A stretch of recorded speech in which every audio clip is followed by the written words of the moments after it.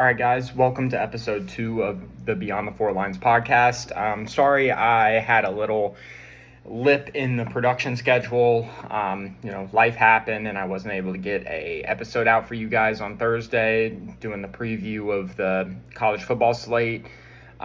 Hate that I wasn't able to do it because this was an amazing slate from top to finish, or from top down. Starting out Thursday all the way into late Saturday, early Sunday morning with the Colorado BYU game. It just, week 5 delivered. So, not going to spend a whole lot of time talking. Should get back to regular production schedule this week. I'm going to try to get one out for you guys Wednesday and then Thursday. So Wednesday, I had a little bit of a change up on the plan. So we're going to do the Big Ten preview for the college basketball season on Wednesday, and then Thursday we're gonna do a just kind of previewing the college football slate for week 6. Not as high profile games this week as last week, but that's when college football kind of delivers its best. A lot of the games where an underdog might sneak up on a big dog. So, but we'll get into that later in the week. But right now, kind of just recapping what happened in college football week 5. Starting off with some news and notes. I'm sure a lot of you have already seen Sam Pittman was fired at Arkansas. It's really ironic. Bobby Petrino's taken over as head coach. If you guys are old enough to remember him, he's a great coach for Arkansas in the late 2000s, early 2010s.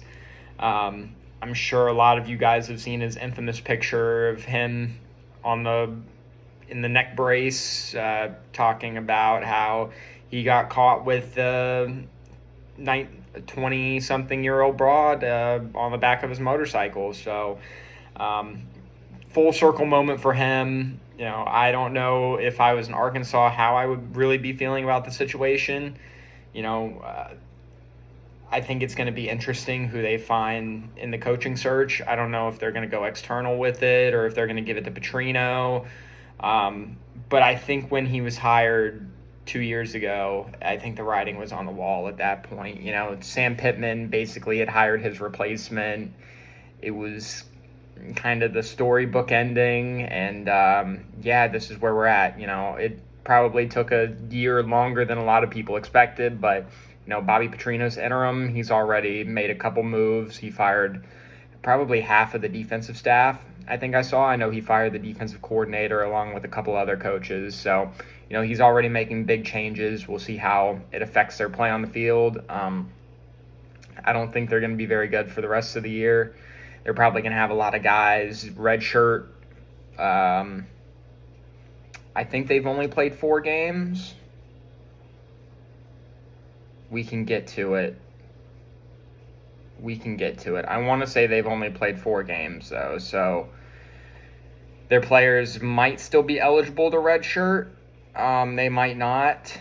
Who knows what the rules are nowadays. Guys can get an extra year of eligibility for stubbing their toe if they really want to. So I'm sure it doesn't really matter at the end of the day, but they might see some guys redshirt, go to the portal. So that's just something to monitor moving forward. But getting into the slate of games, we're going to start off with the game Thursday. It was ECU and Army. Not really much of contest here. ECU won 28-6. They just kind of dominated. They got on top early and were able to control the line of scrimmage. There were a couple plays that if Army was able to hit, they may have been able to make it a closer game. There was either a third or a fourth down. They hit the tight end on I don't know if it was a crosser or a wheel route, but he was wide open, dropped the pass. I mean, you got to make those plays if you want to win. Army is not the team that they were last year, lost a lot. Bryson Daly was a huge loss for them. Kanye Udo, he's at Arizona State. But yeah, I mean, Army is just not the same team they were last year. That was my biggest takeaway. I liked ECU. They were able to move the ball pretty well, especially in the first quarter. It seemed like as Army was kind of able to settle into the game, their offense got kind of stagnant. But 28-6 game, there isn't really a lot to say. Moving on to Friday, I'm going to start out with the TCU and Arizona State game. TCU got up 17-0 early, I want to say, maybe 14-0. They were up multiple scores early, and Arizona State fought back. Kudos to them. Kudos to Levitt. Raleek Brown was a huge player in that game. Amazing player. He ran for 134 on 21 touches. They were talking in the broadcast, they wanted him on a touch limit, but I mean, you can't keep playmakers off the field, and that kid made plays all night.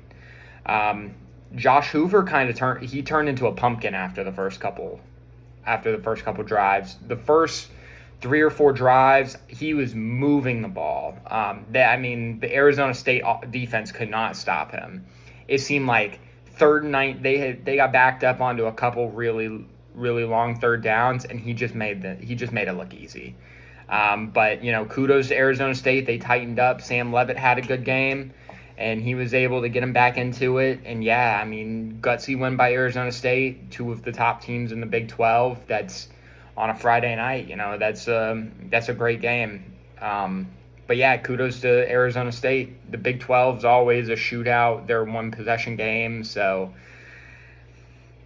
you hate to see it from TCU. You were in control for the start of the game. You just have to keep your foot on the gas, and they let Arizona State back into the game.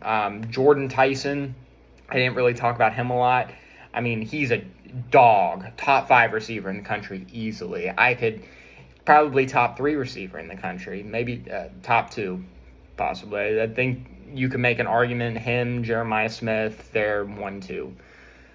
But some of the plays that he makes, they're just amazing. He almost had a couple one-handed catches, and yeah, he's just a playmaker all around. So, again, great win from Arizona State, and they have the one blemish against Mississippi State, but they're still in play for the Big 12, and this doesn't hurt. This doesn't take TCU out of it at all. So, road loss to one of the top teams in the conference, that's not a bad loss. It's just kind of how they lost. They were in the driver's seat for a lot of the game, and they just weren't able to get it done. Moving on to the biggest game of the night, I would say Florida State 38, Virginia 46. Huge win for Tony Elliott. I mean, the way coming into this game, I thought that Florida State would get it done. I thought that if Virginia was going to win, it was going to be off, a couple, maybe like a flea flicker or some type of gadget play or trick play that Florida State was able to, just pull off a couple trick plays, maybe get a turnover to some fluke stops. But Virginia came out and they dominated the offensive line of scrimmage. One of my keys to the game was for Florida State to be able to, 1, establish the run, and then 2, to be able to establish the defensive line and be able to establish a push on defense. And Virginia just ran it up their throat. Taylor and their other running back, I forgot his name, but they were dogs all game. And then couple that with sprinkling in some Chandler Morris zone reads in the red zone especially. It was just an amazing game from Virginia. Offensive execution from Tony Elliott and the rest of that offense. Tony Elliott was cooking on that offensive play sheet. I mean, Florida State, Tony White, he had no answers for that offense all night long. They just made plays when they needed to. And, that play at the end of the game, that touchdown to Randy Pittman that Tommy Castellanos threw, I mean, that's a nails play, to even put them in a situation to be able to win in overtime. That's an amazing play from him. I was a little skeptical. One of my things was, is Virginia going to be able to keep him in the pocket and keep him from being able to scramble out, make plays with his legs, with his arm, kind of off-platform throws? Virginia's defense, They weren't great. Obviously giving up 38 points isn't great, but, they came up with the stops when they needed it. And, that's what you look for. Can guys make plays when you need? So that's the name of the game. I think the toughest play of the night was probably Deuce Robinson, who had an amazing game. 9 catches for 147, and Castellanos puts it on the money, puts it on his chest. He catches it at the start of the end zone and bobbles it for 11 yards out of the back of the end zone. I mean, that's a tough break. You want to get the ball to your best receiver, and you did in the biggest moment, and he wasn't able to make it happen. So, great win from Virginia that vaults them up into the top 25. Tough loss for Florida State. We'll see how they rebound next week against Miami. But yeah, I mean, Florida State, you still have your season in front of you. So you just have to stay consistent, stay on it. And, yeah, you got to fight. So we'll see what they do next week. But, yeah, great win from Virginia. Moving on into the Saturday slate, I don't know going forward how we're going to kind of break these games down, but I'll just go from, biggest games to we'll start with the biggest games. So biggest game of the night, I think it was a toss-up. There were three really major games, marquee matchups. But rankings-wise, the biggest game was Oregon going to Penn State. That is Oregon 30, Penn State 24. Game ended up going into double overtime. If you would have told me with 10 minutes left that this game would have been into overtime and both teams would have scored over 20 points, I would have thought that you were crazy. Going into the fourth quarter, this was a 3-3 game. Offenses weren't able to do anything all night. Oregon was definitely able to move the ball a lot better than Penn State was. I think they doubled their yardage. Penn State's defense was able to come up clutch in some moments. And yeah, Oregon missed a field goal, but in the first half. So, they left some points on the table, but I mean, gutsy by Penn State to be able to make a comeback and be able to send it into overtime. Aller made some good plays down the stretch, but overtime, it's just same old for Penn State. It sucks. I know if you're a Penn State fan, it's just kind of, you're beating the dead horse at this point. It's every time you get to the big moment, everybody's, hyping you guys up, just kind of fall flat on your face. Everything was set up in that second overtime for a perfect storybook ending. You stop Oregon on the 2-point conversion. All you have to do if you're Penn State is score a touchdown and then go for 2 points. And you're feeling good. You're feeling like you got the momentum. And then, boom, pick. Heart ripped out. It just kind of, it sucks, leaves a real sour taste in your mouth. Penn State had a lot of expectations coming in. And by no means does this mean that their season is over.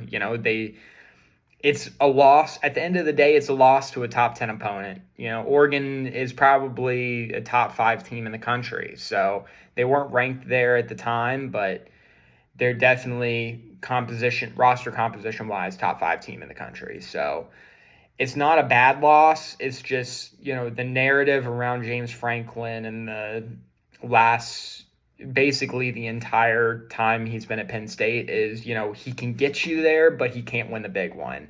So just going into this game with all the with all the hope that, it's finally going to end and you're finally going to be able to get over the hump, and to lose in a fashion like that, I mean, it's a gut punch, I don't know what's got to happen with this offense to kind of get them in gear. I don't know if you have to lean more on the run game. I mean, I thought that in the double overtime, they should have gone back to the run game early. Aller made some plays, but you got to go back with your bread and butter when you need it the most. You got to get the run game going. You have 4 downs. You have 4 downs to get a first down. There's no reason why you need to throw the ball and try to go for a hole shot up the sideline on a wheel route and on the first play. There's no reason for it. You weren't gonna. I guess you're trying to catch Oregon off guard, but I don't know. I just didn't like the play call at the time. Obviously, it didn't. You can say that it didn't work out. I mean, I'm a genius. In the moment, I didn't like it. Obviously, the result wasn't great. I think that they should have gone back to the run game with Katron Allen. Try to get the jet sweep zone reads kind of going.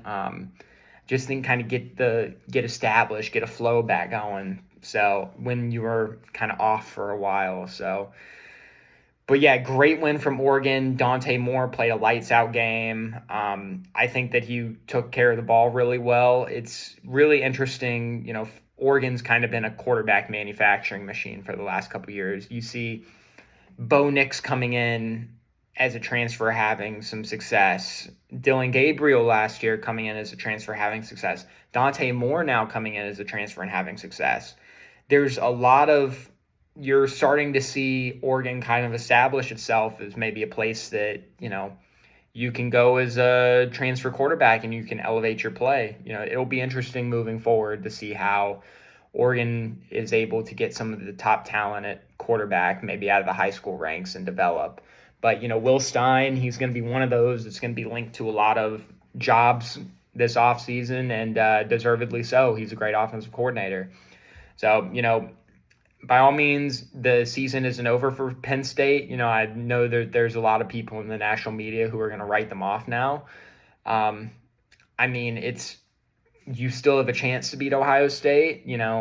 Obviously you would like to have beaten Oregon going into that game, but you still have another chance. So by all means, it's not over for them yet. But again, great win by Oregon. Going to the next game, we're going to Alabama and Georgia. That was the other really big game on the slate, I would say. Alabama 24, Georgia 21. I don't know what it is with Georgia, but they will go and beat every other SEC team by 10-plus points on any given day. But for some reason, whenever anybody on the other side of the field is wearing an Alabama helmet or an Alabama jersey, Georgia just forgets how to play football. The biggest play that comes to mind when I think of that is the 65-yard should have been touchdown that the freshman wide receiver just let go off of his entire body. I mean, that was a layup touchdown. And for them not to have came up with that play, I mean, that's backbreaking. I thought Alabama came out ready. I thought that their offense, came out of the gates hot. They jumped on Georgia early. They kind of coasted in the second half offensively to be able to win. They were able to move the ball just well enough to kind of drain some clock, keep the clock moving. Kind of keep their defense off the field a little bit and get them some rest. I think defense has really stepped up the last couple weeks for them, after being kind of embarrassed week one against Florida State, for them to be able to come out the last couple weeks and look the way that they've looked and rebounded. They've definitely put themselves back up into the national championship conversation. And yeah, I mean, Kalen DeBoer saves his career every single year with the Georgia win. So he can be on the hot seat as much as he wants if he's, getting that one win against Georgia, keeping them nationally relevant in the title conversation. Yeah, I mean, great win from him. Those are, I think, Alabama are his only two top 10 wins at Alabama, which is kind of an interesting stat, but yeah, I mean, great win from Alabama, tough loss from Georgia, and yeah, I think Alabama they came in, I think that they dominated for most of the game. I don't really have a lot of takeaways from Georgia. I mean, your offense kind of sputtered a little bit. I think the biggest thing is, you just kind of got pushed around on the defensive line. That was a mainstay for that Georgia team for years, and I don't know, Alabama just kind of came in and kind of did what they wanted on the offensive side. They were able to make some adjustments and tighten up the screws in the second half, but again, Alabama just made plays when they needed to. Getting into the third game, Ole Miss was taking on LSU. Ole Miss won 24-19. I think going into this game, I personally liked Ole Miss. That was just me looking at the game line and seeing that Ole Miss was favored and just kind of taking them based off that. That was basically, Vegas line movement. It's more of this is more of a coin flip game. So it is a coin flip game. I think that Ole Miss just kind of came in, dominated, did what they needed to do. I think this exposed a lot of LSU's flaws and LSU's problems. I think that the first couple games, a lot of people were giving them the benefit of the doubt. Going to Clemson, that's a big win in the moment, but it really hasn't aged very well the last couple weeks after we've seen what Clemson's looked like and how atrocious and bad that they've looked as a team to start the year. So I think going into this game, I personally thought Ole Miss's caliber of defense was better than what LSU's seen. That might be a hot take given that they play Clemson, but Clemson doesn't really have a great offense or a great defense. They don't have a great offense either. I thought LSU's defense played pretty well. They came up with a couple big turnovers that probably could have made this game look a lot worse than it was, or than it ended up being. But Garrett Nussmeier, that LSU offense, I think Joe Sloan's just outmatched as a play caller. I don't think that he has the juice. He has what's needed to win at a high level and to consistently be a high-performing offensive coordinator and have a high-performing offense every year. I think that Garrett Nussmeier, I think he's playing through an injury. I remember there were reports kind of right when fall camp started or kind of halfway through fall camp that he had a leg injury. I think it was a leg injury, and people were saying that he might have torn his ACL. I think that he might still be feeling that if you just kind of see the way he throws the ball. It just doesn't seem like he has the same zip on the ball that he had last year. And then the run game, this has been an issue for them for the last couple years. They just haven't been able to establish any sort of run game. And I think that that's showing this. I think that reared its head this week. They had like 50 rushing yards, something like that, 60 rushing yards. You can't win a high-level football game consistently if you're only rushing for 60 yards a game. You have to be into the 90s, 100s. You have to at least have the threat that you're going to run the ball. So I think Ole Miss just kind of came in. They dominated. Great win for Ole Miss. Trinidad Chambliss came from out of nowhere. Ferris State. I think that they should stick with him for the rest of the year. I don't think there's any reason to go back to Austin Simmons. I think that Chambliss is by and away outplayed Austin Simmons to date. The offense looks night and day different. This Ole Miss team might be better than last year. Maybe not talent-wise, but I think that the pieces fit a lot better together. So, great win by Ole Miss, huge win from Lane.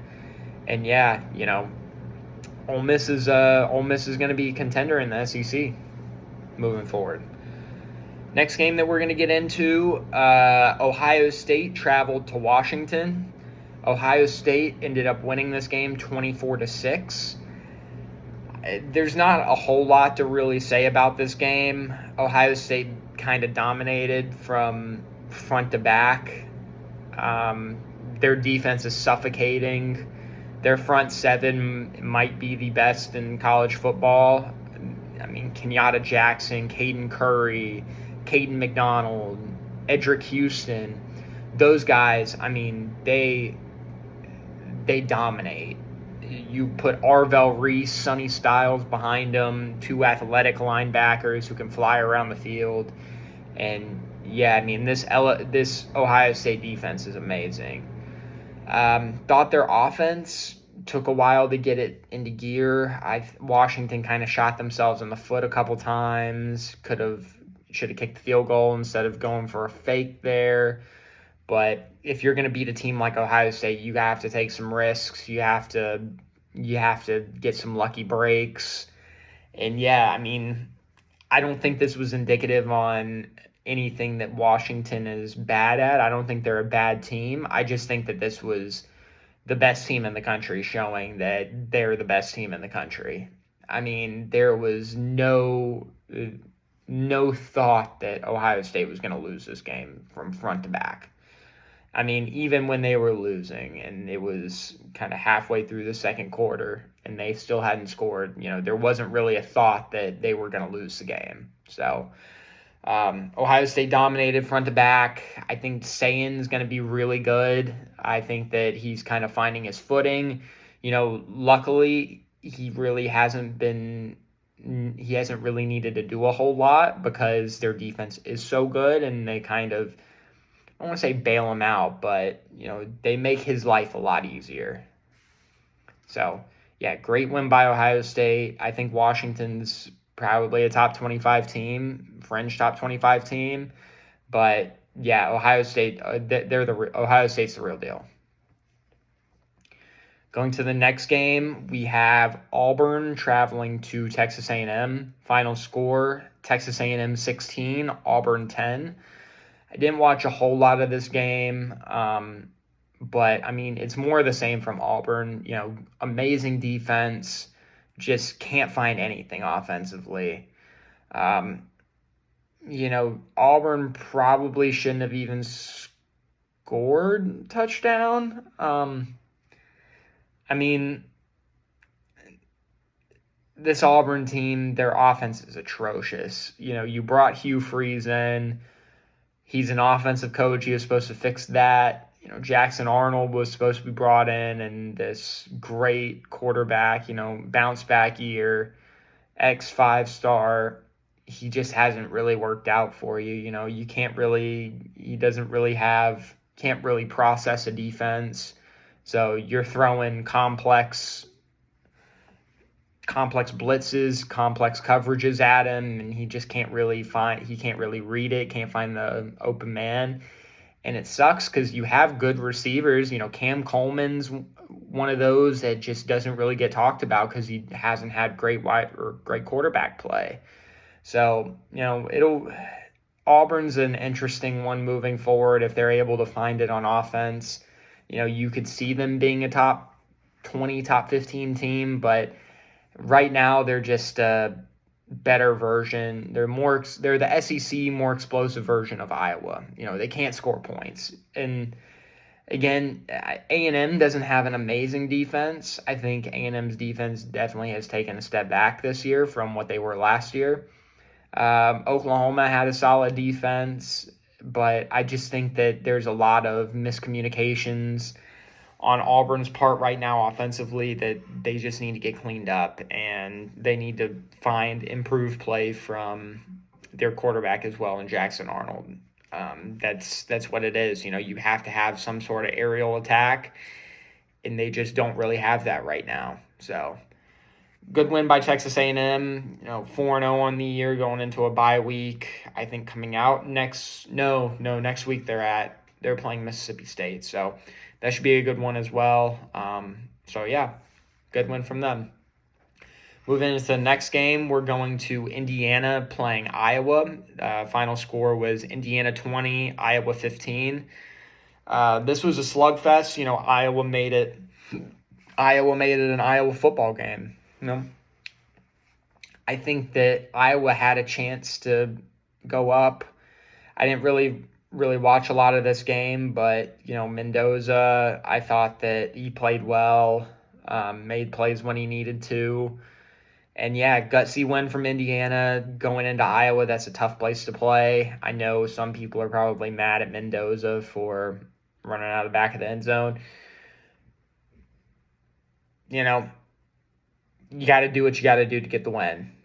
So at the end of the day, I don't think he really cares about your money. And if you lost money on the game, they got their win. They're 5-0, top 10 football team, and yeah, they're firing right now. Indiana looks good.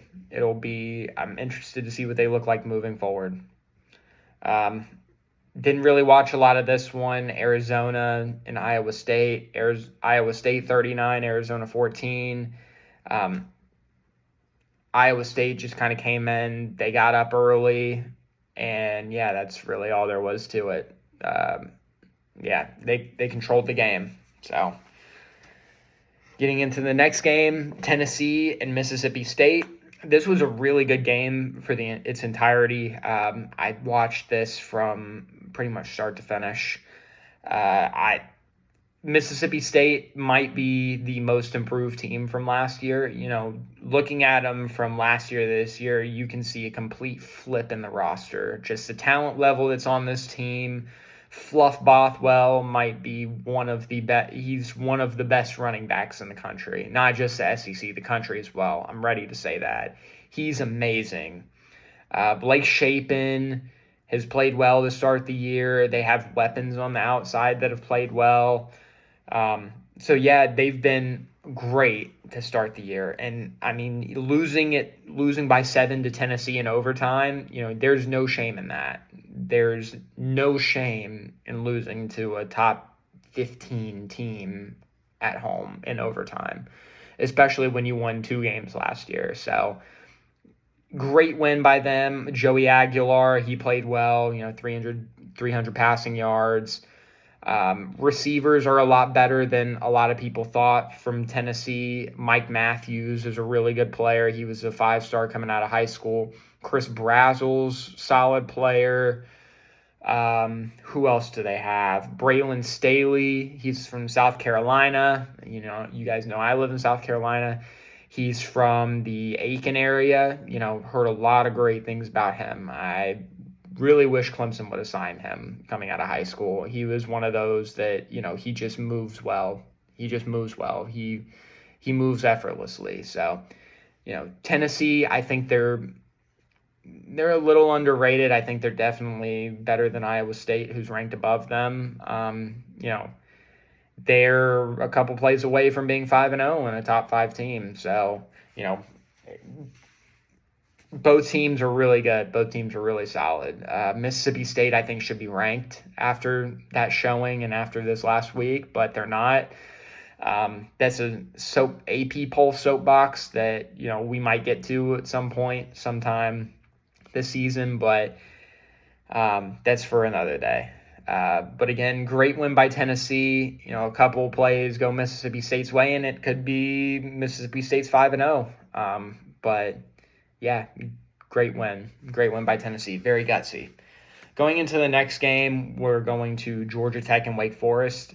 Off the bat, Wake Forest got hosed.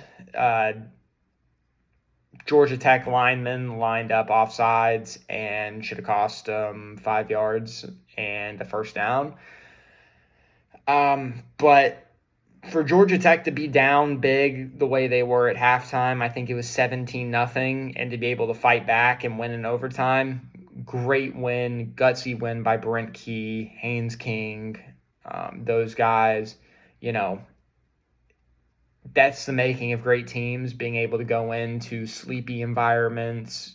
Wake Forest isn't known for being some crazy raucous environment. Clemson's gone in there a couple times and barely escaped with a win. So for Georgia Tech to come in here, a lot of people are going to knock them for winning this game and the way that they did by only a point, but every team's going to be tested like this during the year.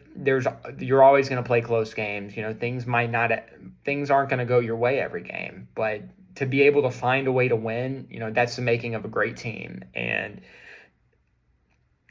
Georgia Tech came in, they made the plays that they needed to, and they came out with a win. So, great win by them. I think Wake Forest has the potential to be a solid football team, but they're not great. They could be a solid program in a couple years, but I mean, yeah, gutsy win by Georgia Tech. Getting into the next game, we'll go with Vanderbilt and Utah State. Vanderbilt came in. Diego Pavia has been amazing to start the year. I think that depending on what he shows at Bama next week, he could be a dark horse Heisman. I think a lot of people coming into the year, they were kind of making fun of him when he was talking about coming back. Oh, I'm coming back to win a national championship. But we'll see. This Vandy team might be for real. And the way that they started out the year, the way that they've looked really good. So they have a huge test this week against Alabama, and that's not going to be one to scoff at. Definitely not. So, we'll see. We'll see what Vandy looks like. It's going to be an Alabama revenge game. I know they've had this one circled on the calendar, so it might be an Alabama beatdown. Vandy could be for real. We'll see. But great win by Diego Pavia, putting up 55 points. I mean, not much more to say other to that. Next game we're going to get into is going to be USC and Illinois. I think this was one of the better games of the day. Big noon kickoff. It was back and forth. Illinois ended up making just enough plays to win, getting down, being able to kick a game-winning field goal. I thought Maava played well. They had a big touchdown called back. The Makai Lemon touchdown got called back for the illegal man downfield. I thought that was a tough break, but USC, this was set up for them, and Illinois just showed resiliency coming off that huge beatdown last week against Indiana. They were down, spirits down, and this was a huge gutsy win by them to be able to bounce back and get back in the win column after last week. They could have easily folded after last week. We're not undefeated anymore, kind of been kind of down in the dumps, but they got back to work, were able to come out, show out, get the win. On to the next game, Notre Dame and Arkansas. This was a Notre Dame beatdown from start to finish. Arkansas played with them for the first quarter, maybe, even that, if they were down like 14-3 after the first quarter, so Notre Dame's offense was unstoppable. Sam Pittman was probably fired there was cause. That defense was atrocious. I mean, Notre Dame had guys streaking wide open. There were areas on the field that were open that should never be open on a football field. And Notre Dame made the plays that they needed to. And yeah, I mean, Arkansas's defense is really bad. Really bad. Notre Dame's defense kind of came to play. I think that they got up a lot and Arkansas just kind of gave up. So I don't know if that's truly indicative of Notre Dame's defense turning a corner, more so than it was, Arkansas just kind of giving up. So, Notre Dame's in the win column again, even up 2-2 on the year. So, yeah, stay in the win column. Getting into the next game, BYU and Colorado. Colorado should have won this game. They had it, and yeah, I mean, tough loss for Dion. I don't think that he's going to be the coach of Colorado next year. I think that there's going to be a couple places that are going to be buying for his services that, Arkansas is one that he could be linked to. He has a lot of ties to Jerry Jones, and Jones might throw him a bag to go coach Arkansas. That's a lot closer to home for him. So we'll see. But, that's a tough loss for Colorado. Have the opportunity to win.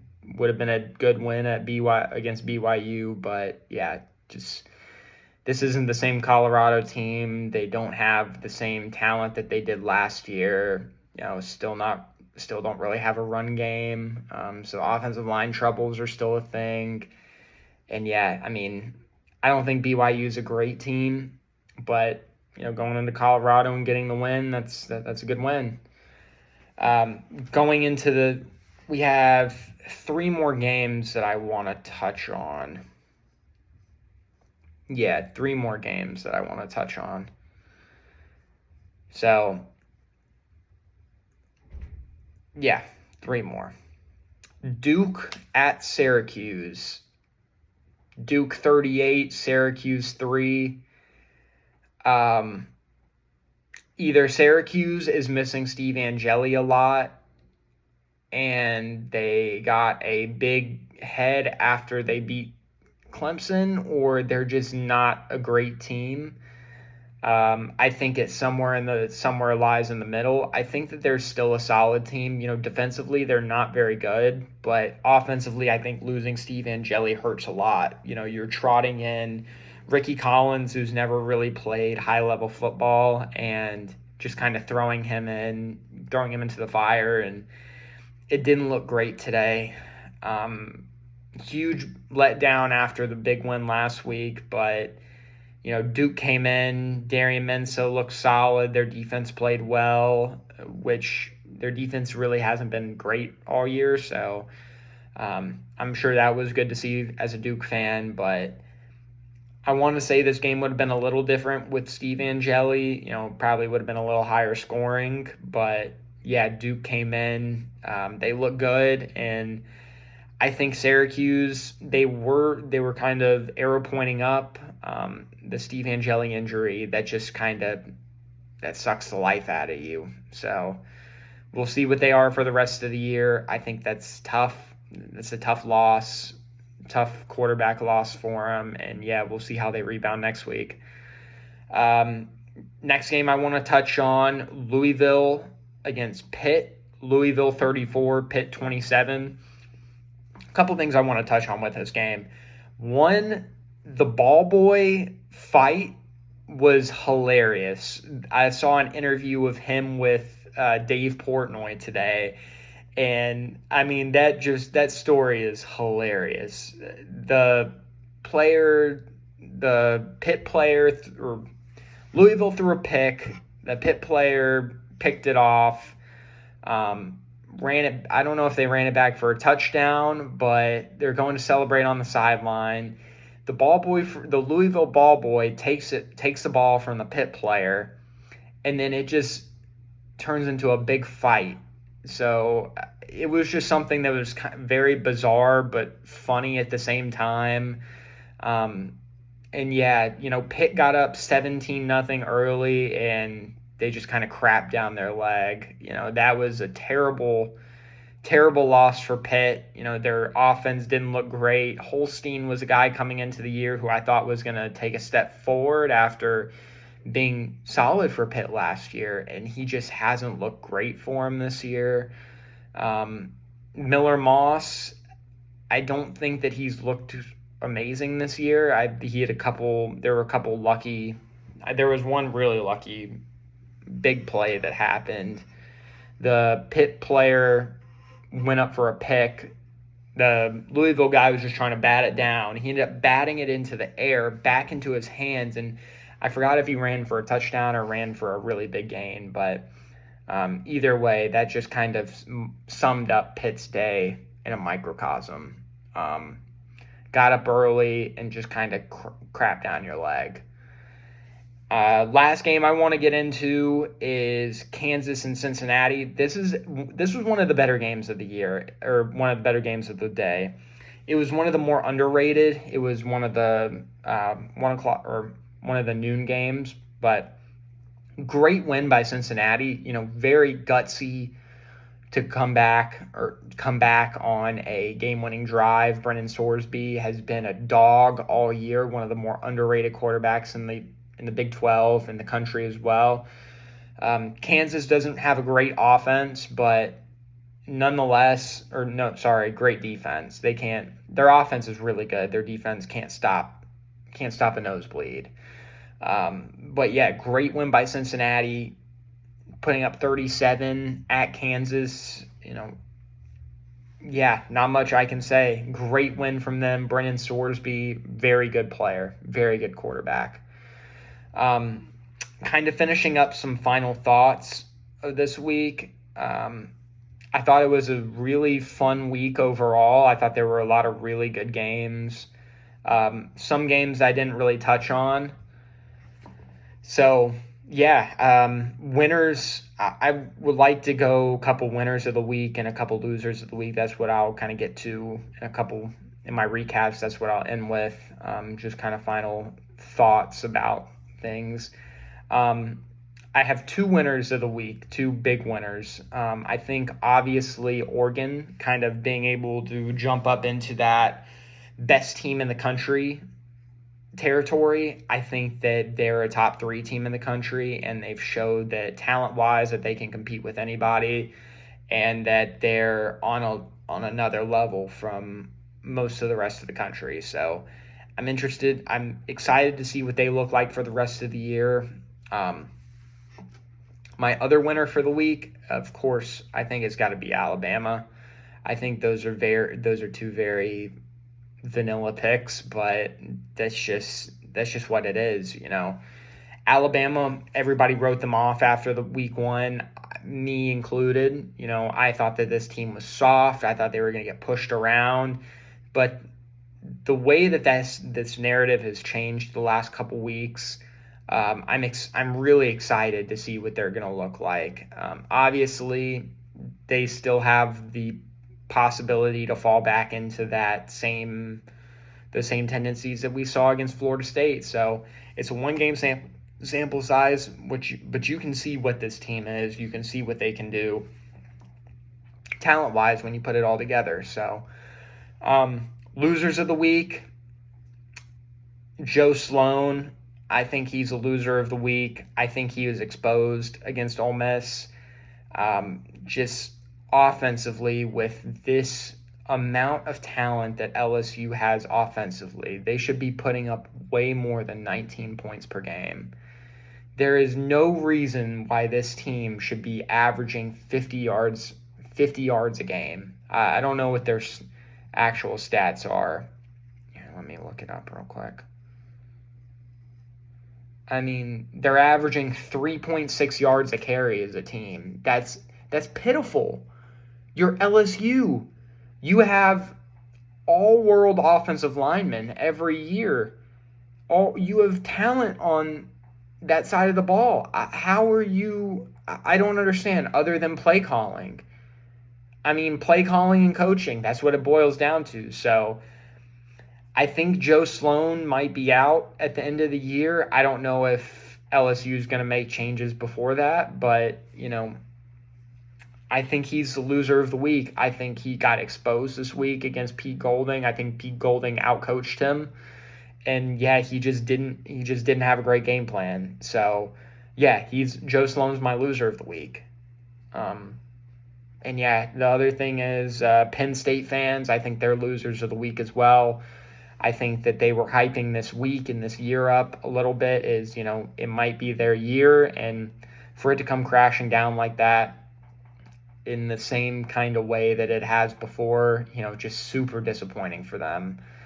And yeah, so that's the episode, guys. Like I said, I'll be back Wednesday. We'll be previewing the Big Ten.